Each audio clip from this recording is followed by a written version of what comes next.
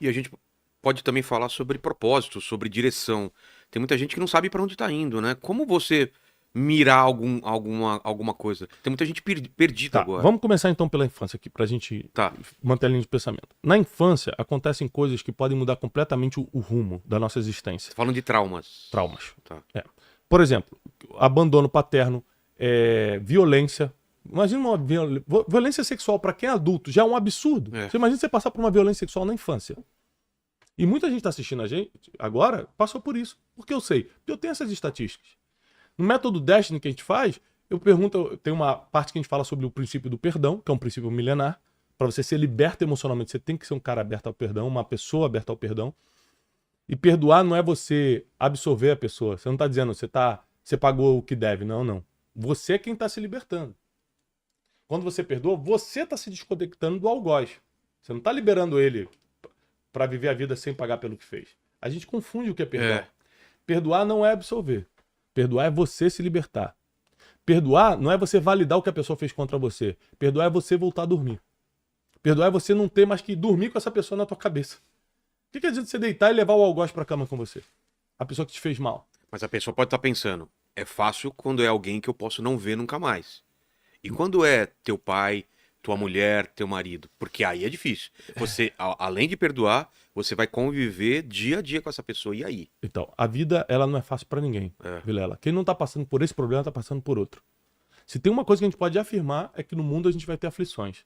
Aí você tem que descobrir qual é a tua cruz pra carregar e carregar. Então, a cruz de algumas pessoas é esse perdão que ele vai ter que dar pra alguém que ainda convive. É. Que é o caso de um pai, de uma mãe, de um marido, entendeu? Mulheres que passaram por um abandono e depois o marido quis voltar pra casa, mas sofreu pra caramba, o marido deixou o filho, traiu, fez um monte de coisa. E depois ela resolve restaurar aquela família e dar mais uma chance, mas o sentimento Poxa, fica, né? fica ali, entendeu? Então, como é que cuida disso? Ou seja, é físico, emocional e espiritual, não é só espiritual, não. Cuidar fisicamente, emocionalmente, tem que ter terapia, tem que ter acompanhamento de profissionais, mas também tem que ter espiritualidade, porque o perdão ele transcende o psíquico. Ele é muito mais do que isso. É você entender que, por exemplo, eu que sou cristão, você já pecou?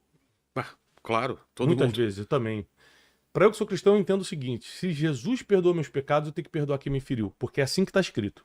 É lógico que isso aqui é uma filosofia cristã, está escrito na Bíblia, eu acredito. Jesus fala o seguinte: olha que forte.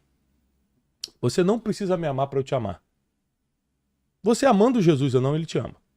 Ele me amou primeiro. Está escrito. Se está escrito, é verdade para mim. Você não precisa ser fiel a Jesus para ele ser fiel a você. Porque se o homem é infiel, o Senhor permanece fiel. Está escrito. Mas Jesus fala assim, com as palavras dele: se você não perdoar quem te feriu, o meu Pai que está nos céus também não perdoa seus pecados. Cara, Então, isso é muito o sério. perdão Né? é condicional, tem uma condição. Diferente do amor e da fidelidade, o perdão tem uma condição. Então, eu perdoo as pessoas, por isso que eu digo que transcende ao psíquico. Porque não é só porque eu quero perdoar, porque eu quero estar bem comigo, eu quero ser feliz. É porque é um mandamento. Perdão é um mandamento. Eu preciso perdoar para ser perdoado. Porque eu tenho muita dívida para pagar com Deus.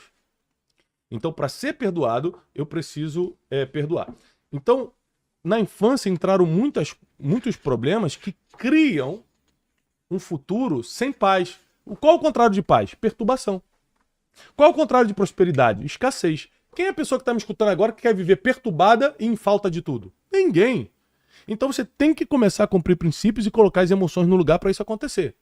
Princípios apontam para a espiritualidade e emoções inteligentes apontam para a sua psique. Tô vendo aqui no livro os 10 princípios, né? Uhum. O primeiro é o princípio da maturidade. A A gente falou um maturidade. pouco disso. Opa, isso aí, Quer desenvolver mais? inteligência emocional pura. É. Porque é o seguinte, o apóstolo Paulo, eu começo isso aí com uma frase do apóstolo Paulo, que ele fala o seguinte: quando eu era menino, eu falava como menino, agia como menino e me comportava como menino. Agora que eu sou adulto, eu abandonei as coisas de menino. Escuta só, Deus não tira a imaturidade de você, é você quem abandona. Ah, Deus me ajuda a abandonar essa imaturidade. Não, não é assim.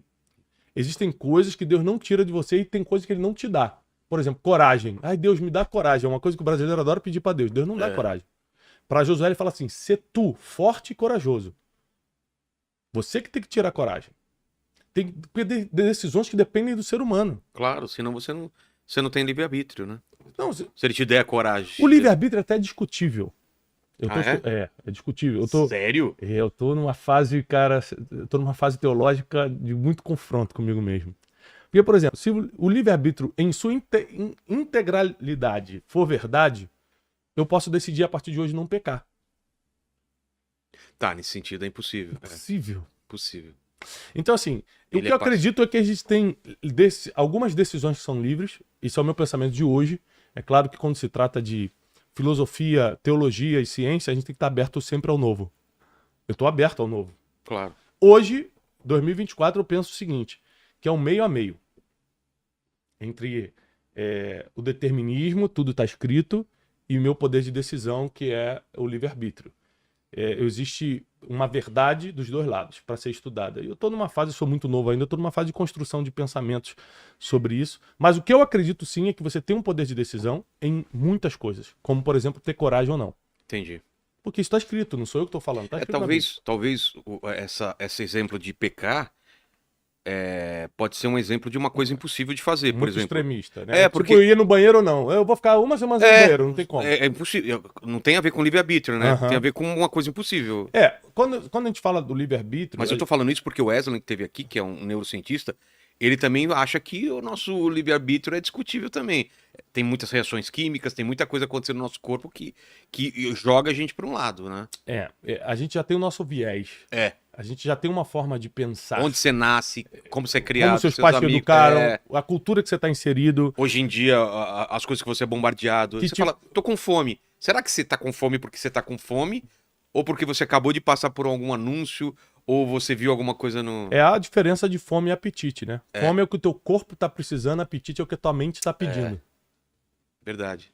Então, tipo assim, se você tá com fome de um lanche, não é fome de verdade. É apetite. Uma coisa específica, né? É específico. Se botou um brócolis com alface pra comer e você não quis comer, então você não tá com fome. Exato. Você tá com falta de apetite. Você não tá com vontade de comer aquilo. Mas eu te interrompi, você ia falar alguma coisa sobre... Não, o que eu ia falar de maturidade é que o apóstolo Paulo, ele diz que nós temos que tomar a decisão, e sim eu acredito nesse poder da escolha, de abandonar as coisas de menino.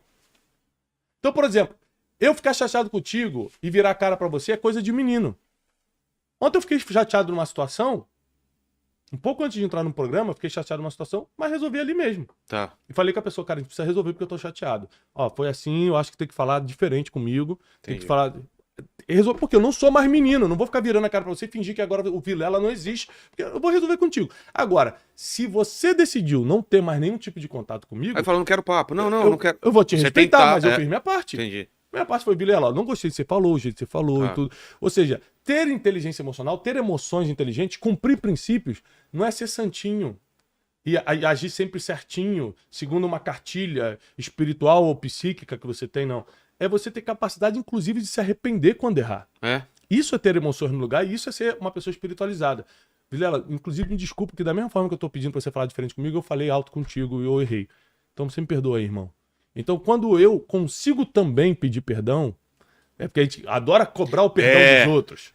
Mas quando eu consigo pedir perdão, aí, irmão, eu tô mostrando que eu tô amadurecendo. Quando eu consigo me colocar no lugar das pessoas... E quando é verdadeiro, né? O Vilela... Porque tem muita gente que pede perdão, mas não é verdadeiro também. É só pra politicamente estar bem. Exatamente. Mas aí tem a ver com a sua decisão interior. Você, por dentro, nunca vai estar bem se não for verdadeiro. Então, amadurecer é um princípio milenar porque muitas pessoas tomam decisões imaturas, apressadas, fora de tempo, porque foram infantis nas suas escolhas. Então, o princípio da maturidade é milenar, te faz viver melhor, te faz prosperar financeiramente. Ah, é? Opa! Olha só, porque... A gente fala assim, o rico não gosta de dar dinheiro. Mas não é isso, é porque ele já amadureceu financeiramente. Ele sabe que se ele te emprestar esse dinheiro, você não vai pagar.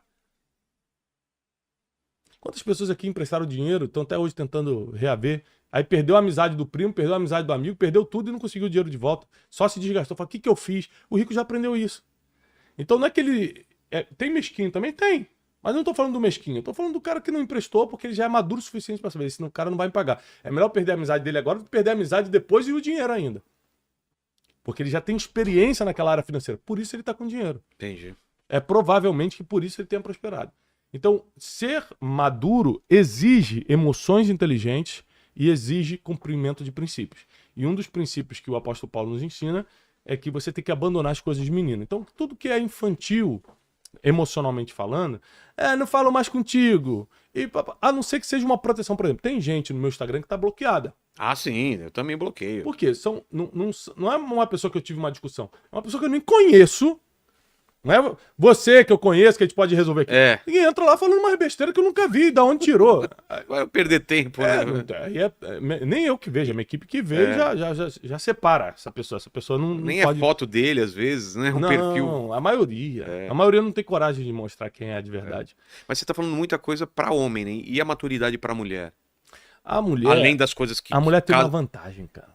Ela amadurece mais cedo? Ela tem uma maturidade natural. Eu tenho 4 filhos, 2 meninos e 2 meninas.